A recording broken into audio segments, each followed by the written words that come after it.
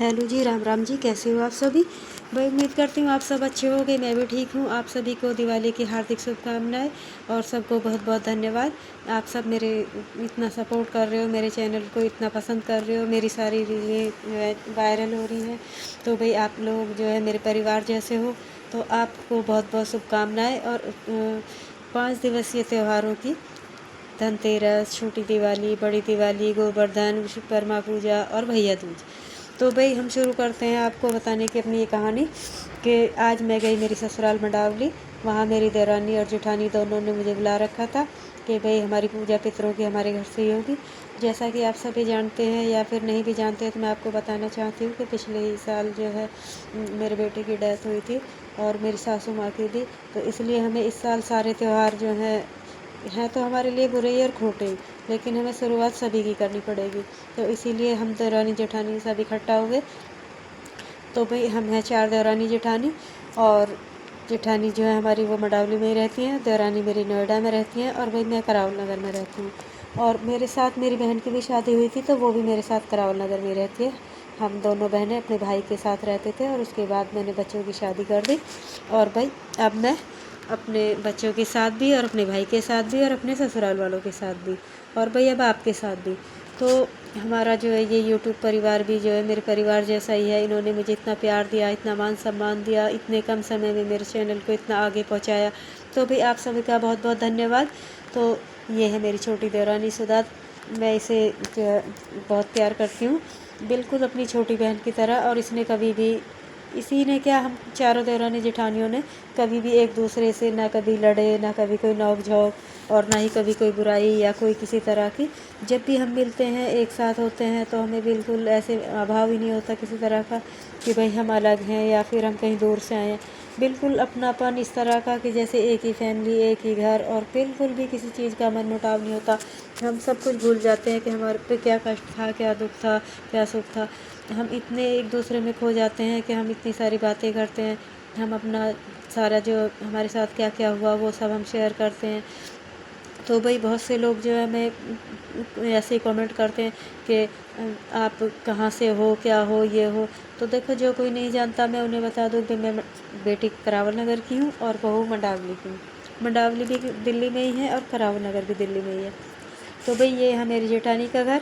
और हम जब भी जाते हैं, तो पहले मेरी माता जी थी, सासू माँ, तो मैं उनके पास जाती थी।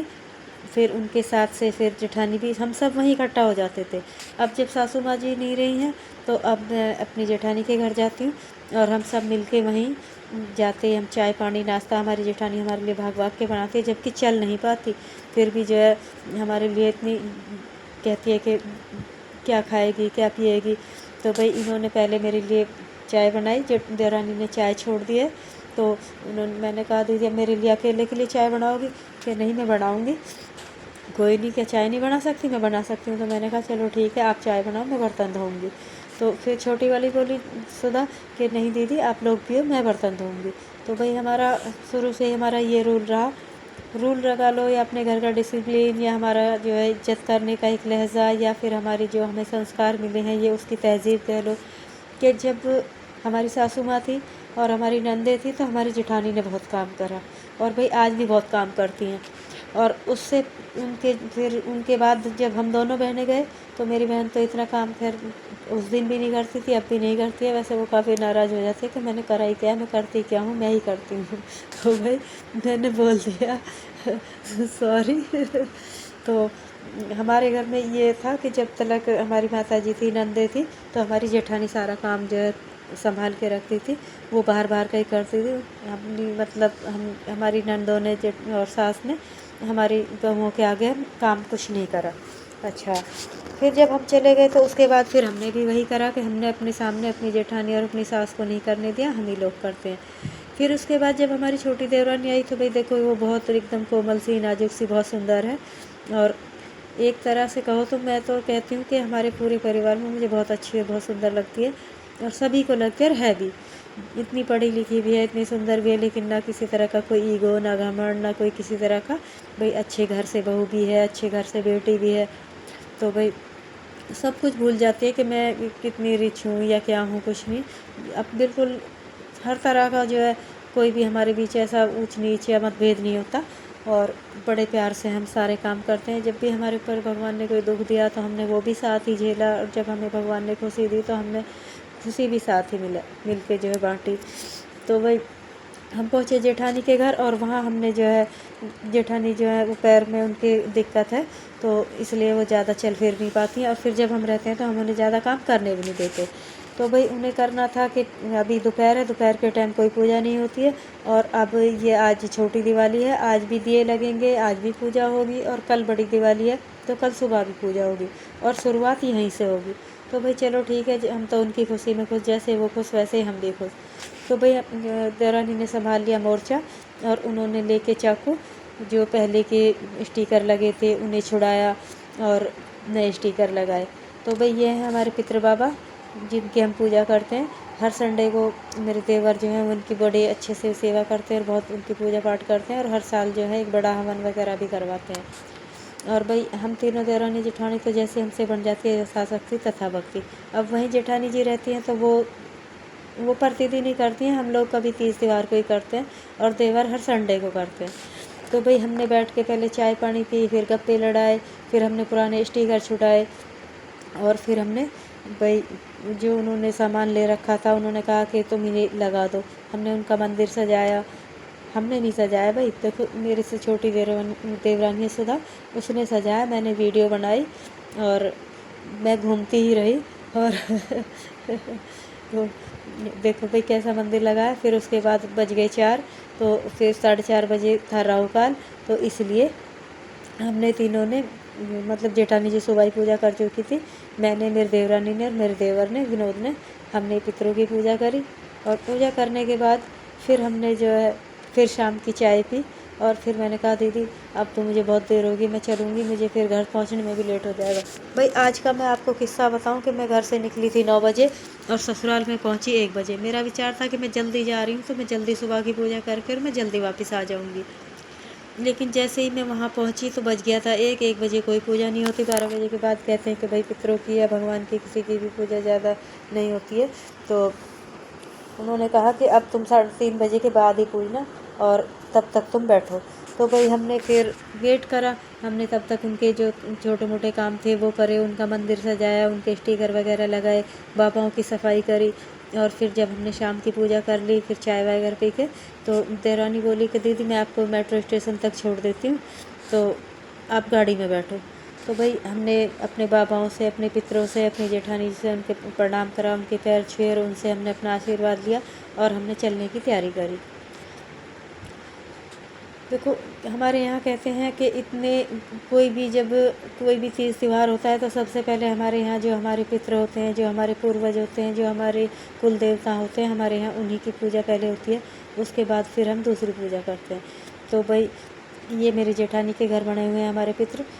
पहले जब माता जी थी तो उन्होंने छोटे देवर के पास बनवा रखे थे। अब हम सब वहीं जेठानी के घर इकट्ठा होते हैं, और वहीं हमारी सारी पूजा, सारे तीज त्यौहार हमारे वहीं से शुरुआत होती है। जैसे अभी पीछे नवरात्रे थे तो देवी भी हमारी, देवी माई जो होती हैं वो भी हमारी जेठानी के घर ही लगती है। फिर मैंने देवरानी से पूछा और जेठानी जी से पूछा कि भाई अब मैं गोवर्धन का कैसे करूं, तो उन्होंने कहा कि गोवर्धन यहीं बनेगा और तुम इधर ही आ जाना। अपने घर करना है तो तुम थोड़ा सा नेक कर लेना अगर तुम्हारा मन नहीं मानता तो। बाकी देवरानी ने कहा कि देखो दीदी अभी तक तो सब एक ही साथ यहीं हो रहा था, तो ऐसा है कि मैं तो इधर ही आऊँगी और आप भी कोशिश करना कि यहीं आ जाओ। हमारे यहाँ क्या होता है कि भाई जो हम गोवर्धन बनाते हैं तो उसको जो बनाने वाली हैं वो भी पूजती हैं, और फिर शाम को आदमी भी पूजते हैं। तो मुझे तो इतना ही ध्यान था, लेकिन उन्होंने, दीदी ने बोला कि नहीं पहले आदमी पूजेंगे और फिर हमारे यहाँ लेडीज़ें पूजेंगी। तो भाई चलो ठीक है, देखते हैं जैसे बनेगा। तो देवर ने कहा कि भाई लेट हो रहे हैं, फिर जाम में फंस जाएंगे, चलो। तो भाई मैं उनके साथ बैठी गाड़ी में, और देवरानी भी बैठी, और हम लोग उनसे सब आशीर्वाद और विदा ले गए अपनी जेठानी से, और हम गाड़ी में बैठ के चल दिए। तो भाई आज इतना बुरा दिन रहा। दिन तो रोज़ ही ऐसी जाम में इतने फंस रहे हैं दशहरा से, और ये दिन आ गया कि इतनी भीड़, इतना रश रोडों पे कि जेब में किसी के दम नहीं है। मैं तो सही बताऊंगी भाई, लेकिन लोग मारा मार इतनी करके रखते हैं, इतना जाम, इतनी भीड़। हमने बड़ी मुश्किल से गाड़ी जो है घर से बाहर गली से निकाली, और हमें वहीं बज गए 5।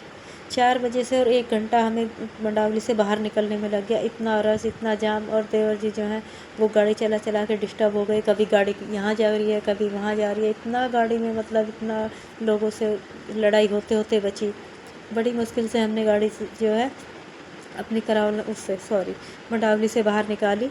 और जब हम बाहर निकाल के जब थोड़ी सी राहत की सांस ली, जब हम बड़े रोड पे आए, तो भाई हमारे जो मंडावली का क्षेत्र है वो काफ़ी रिच और काफ़ी अच्छा और फैशनेबल है। सड़कें भी खूब बड़ी बड़ी हैं, लेकिन पब्लिक और रश इतना कि पूछो मत। इतना बुरा हाल हमारा हो गया। तो मेरे देवर कहने लगे कि अगली बार तो अब मैं कल आऊँगा तो मैं करूँगा कि गाड़ी को जो है मेट्रो के स्टेशन के पास ही प्रिंस अपार्टमेंट है हमारे यहाँ, उसकी पार्किंग बहुत बड़ी है, मैं उसे वहाँ लगा दूँगा और स्कूटी से घर आऊँगा। तो मैंने कहा स्कूटी का भी कहाँ रास्ता है, पैदल तो निकल नहीं पा रहे, इतनी भीड़ बाज़ारों में, और लोग जो है टकरम टकरा, धक्कम धक्का, ये पूछ वो पूछ। अरे सभी देवी देवताओं को मनाना होता है, सबकी जिज्ञासा होती है, सबकी जो है भाई सबकी बिक्री का भी होता है, लेकिन इतना बुरा हाल के पूछो मत। जब हम रोड पे आए, जब हमने थोड़ा खुलासा देखा, तब हमें जाके थोड़ी चैन से मिली और फिर हमने राहत की सांस ली। क्योंकि कम से कम 10 जगह हमारी गाड़ी भिड़ी और लोगों से लड़ाइयाँ हुई। और भाई कहाँ सुनी तो हो ही जाती है कि जब देखो जान पूछ के तो कोई किसी में भिड़ाता भी नहीं है। तो मैंने देवर का कहा कोई बात नहीं, गुस्सा मत करो, शांति से रहो, सब निकल जाएंगे, थोड़ा लेट ही तो हो जाएंगे, कोई बात नहीं। जब हम रोड से बाहर निकले, अपने मतलब अपने क्षेत्र से बाहर निकले, जब बड़ी सड़कों पे आए, जब जाके थोड़ा सा हमने राहत की सांस ली, और तब मुझे सुकून सा मिला। इतना मन घबरा गया भीड़ को देख के, और फिर वैसे भी घबराहट होने लगी कि कहीं हमारी किसी से लड़ाई ना हो जाए। तो भाई चलो ठीक है, हमने सारा पार कर लिया। और हम फिर मैंने देवरानी से कहा कि अब कल का क्या प्रोग्राम है, कि दीदी देखो थोड़ा सा जो है आना तो पड़ेगा, आप टाइम निकालना और कोशिश करना। मैंने कहा थोड़ा सा क्या, टाइम तो पूरा ही यहाँ ख़राब हो जाता है। मैंने कहा अब देखो शाम हो गई है, और अभी जाके दूध निकालूंगी, और पता नहीं घर किस टाइम और किस तरफ पहुंचूंगी। तो भाई ये आ गया मेट्रो स्टेशन। मैं मंडावली मेट्रो स्टेशन से ही आती हूँ, लेकिन उस तरफ ज़्यादा भीड़ और रश थी, तो हमने गाड़ी दूसरी तरफ से निकाली थी। तो ये है IP एक्सटेंशन, ये आनंद विहार से थोड़ा सा अगला स्टेशन, जो अगला स्टेशन है वो है। वहाँ पहुँच के मैंने सोचा कि चलो भाई अब थोड़ा सा अपना व्लॉग डालूंगी, तो व्लॉग के लिए थोड़ी सी वीडियो बना लेती हूँ जब तक, क्योंकि वो मेट्रो स्टेशन थोड़ा बड़ा है और उसमें पैदल भी बहुत चलना पड़ता है। तो गाड़ी से मैंने उतर के और बहुत लंबा सफ़र करा और मैं ऊपर पहुँची। वहाँ भी पहुँच के क्या हुआ कि देखो कहते हैं ना कि जब हमें जल्दी होती है ना तो और देर हो जाती है। जब वहाँ पहुँची तो वहाँ पता चला कि भाई मेट्रो रेल जो है हमारी वो थोड़ी लेट है, कि उसमें कुछ टेक्निकल प्रॉब्लम आ गई है, तो इस वजह से अभी कुछ टाइम लगेगा। और जो हमारा रूट है जिस पे मेट्रो खड़ी है, वहाँ से कोई दूसरी मेट्रो भी लाइन भी नहीं थी। अगर आनंद विहार होता तो आनंद विहार से तो दूसरी लाइन पकड़ के कहीं भी जा सकते थे। अब यहाँ से तो हमारी एक ही लाइन थी। तो फिर तब तक मैंने अपना टाइम पास करा कि भाई चलो मैं थोड़ी सी इधर उधर घूम के थोड़ी वीडियो बना लेती हूँ, अपने ब्लॉग में डाल दूँगी। तो भाई हम 4 देवरानी जेठानी हैं, और 4 देवरानी जेठानियों में मेरी जेठानी सबसे बड़ी है, फिर मैं हूँ, फिर मेरी बहन है, फिर मेरी छोटी देवरानी है। इसी तरह हम 4 देवरानी जेठानी हैं, 2 हमारी ननदें हैं।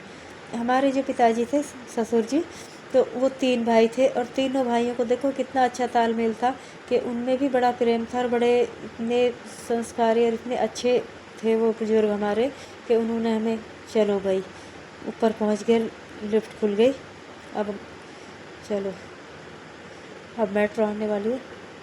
तो भाई जो हमारे तीनों ससुर थे, उनको तीनों को ही 4-4 लड़के और 2-2 लड़कियाँ थी।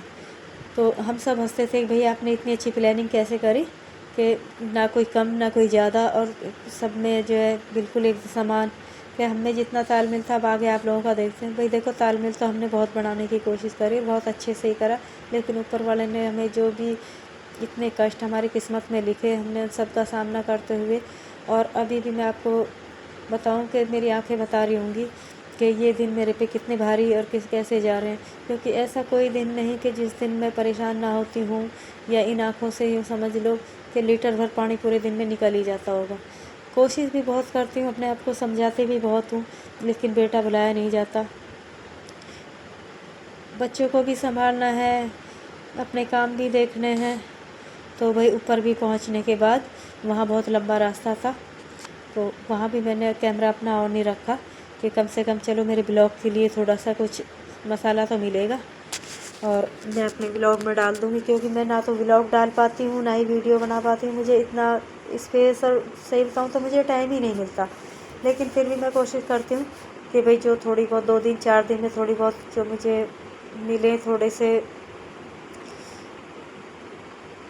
से जो सीन मिले, थोड़ी सी जो जगह मिले।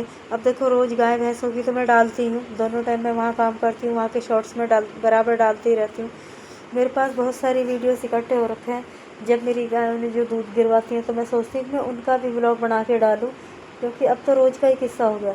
कम से कम 20 बार मेरी गाय ने दूध गिरा दिया। तो जो सारी वीडियो हैं उनकी, तो मैं बहुत से मेरे जो भाई मेरे यूट्यूब फैमिली के जो मेरे कमेंट्स करने वाले भाई और बहन हैं, वो कमेंट करते हैं कि आप हुक्का व्लॉग डालिए, आप फुल वीडियो डालिए, आपकी गाय कैसे करती है, कैसे दूध गिरवाती है, आप क्या क्या काम करते हो। तो भाई मेरे पास वीडियो तो बहुत है, लेकिन ना तो वीडियो बनाने वाला है। मैं ऐसे ही एक हाथ से ऐसे ही बनाती हूँ, या मैं फ़ोन सामने रख देती हूँ और मैं अपना काम करते रहती हूँ। तो कोई प्रैक्टिकल ऐसी इतनी प्रैक्टिकल मेरे पास वीडियोस नहीं है कि स्टिक के भाई जो मैं आपको दिखाऊं। मेरी तो ऐसी उल्टी सीधी होती है और सब हंसते भी हैं कि दीदी कैसे वीडियो बनाती है और कैसे डालती है। भाई देखो मैं अकेले ही बनाती हूँ और अकेले ही डालती हूँ। एडिटिंग करना, बोलना, ओवर वॉइस करना, सब मेरे अकेले ही जिम्मेदारी होती है। जब हमारा चैनल मोनेटाइज होने के कगार पे ही है, आप लोगों की दुआ से आप आशीर्वाद दीजिए कि मेरा चैनल बहुत आगे जाए और भाई आप सब मेरे से मिलें और मैं आप सब से मिलूँ, आप सब मेरे संपर्क में आए। तो बस थोड़ी सी मेहनत और रह रही है, उसे भी पार लगवा दीजिए। और आप प्लीज़ कमेंट करें, लाइक करें। आप लोग जब कमेंट करते हैं मुझे बहुत अच्छा लगता है। मैं कोशिश करती हूँ मैं सभी के जवाब दूँ, जबकि दे नहीं पाती हूँ। तो भाई पिछले कुछ दिनों से नहीं, अब 30 तारीख को 3 महीने हो जाएंगे। 3 महीने से तबीयत भी ख़राब है और इतने सारे काम भी हैं, ससुराल के भी, मायके के भी, बच्चों के भी, बाहर भीतर के भी, और देखने सभी पड़ते। पता नहीं ऊपर वाले ने जो जिम्मेदारियां हैं ना, वो इतनी लाद के भेजी हैं कि पता ही नहीं चलता कि इतनी जिम्मेदारियाँ मेरे इससे क्यों आई हैं। अब तो मैं चाह कर भी इनसे पीछा नहीं छुड़ा पा रही हूँ। अब मैं इतने कष्ट में हूँ, फिर भी मैं सोचती हूँ चलो इस बहाने कम से कम मेरा टाइम तो कट ही जाता है। और अब आप लोगों से जुड़ी हूँ तो और भी मेरे लिए थोड़ा ठीक हो जाएगा। तो भाई अब ये मैं आ गई ऊपर स्टेशन पे, और अभी मेट्रो आने में थोड़ा टाइम है। और ये लो भाई आ गई मेट्रो, और हम पहुँच गए अपने स्टेशन पे। यहाँ उतर के भाई अब बैठी हूँ मैं, मेट्रो से उतरने के बाद अब बैठी हूँ मैं ऑटो में। अपने साथ में किसी को नहीं ले जाती हूँ। क्यों नहीं ले जाती हूँ कि जो साथ चलने वाला है वो सर पे सवार रहता है, ना काम करने देता है, और ना ही मेरी जो है भाई जो मेरे उठने बैठने मिलने वाले हैं वो सब छूट जाते हैं। तो इसीलिए मैं अकेला ही जाना पसंद करती हूँ। गाड़ियों से बहुत दिक्कत होती है, बहुत दिल्ली में इतना जाम कि गाड़ी लेके आदमी जो है पूरे दिन गाड़ी में ही रह सकता है। तो इसलिए मुझे अपनी मेट्रो का जो है बहुत अच्छा सफ़र लगता है। मेट्रो में लंबा सफ़र जल्दी पार हो जाता है, और वहाँ जो उसमें जो भाई फैसिलिटी मुझे बहुत अच्छी लगती है कि आराम से चेयर भी मिली जाती है, कुर्सी सीट जिसे बोलते हैं, और एसी भी चला हुआ होता है। फिर जितना बाहर रश होता है उतना वहाँ रश या भीड़ भी नहीं होती। तो भाई ये देखो, ये है बाज़ारों का हाल।